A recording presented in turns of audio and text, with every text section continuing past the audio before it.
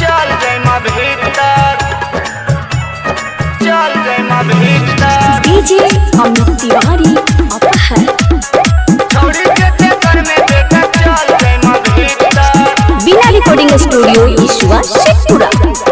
चल जइमा भीतर।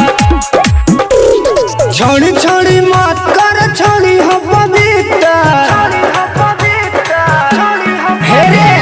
छोड़ी छोड़ी मत कर छोड़ी हो पवित्र, छोड़ी छोड़ी मत कर छोड़ी हो पवित्र। छोड़ी के चक्कर में बेटा चल जइमा भीतर, छोड़ी के चक्कर में बेटा चल जइमा भीतर। छोड़ी के चक्कर में बेटा चल जइमा भीतर। छोड़ी के चक्कर में बेटा चल जइमा भीतर।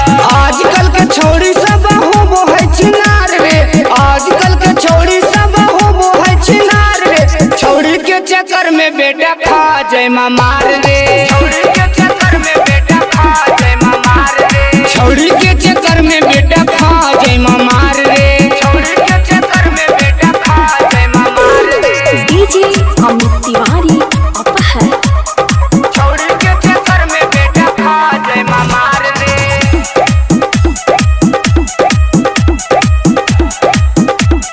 खा जइमा मार रे।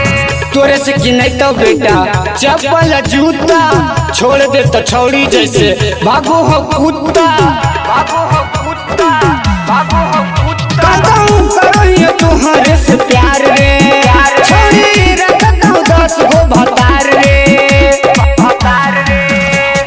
कर तो जवानी तोरा छीतर भीतर, कर तो जवानी तोरा छीतर भीतर। छौड़ी के चक्कर में बेटा चल जइमा भीतर, छोड़ी के चक्कर में बेटा चल जइमा भीतर। छौड़ी के चक्कर में बेटा चल जइमा भीतर। छोड़ी के चक्कर में बेटा चल जइमा भीतर। डीजे अमित तिवारी चल जइमा भीतर।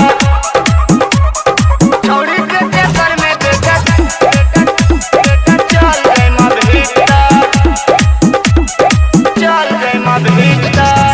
पढ़ लिख कर ले बेटा नौकरी सरकारी, एक से एक मिल तो छौड़ी कुमारी। छोड़ी कुमारी।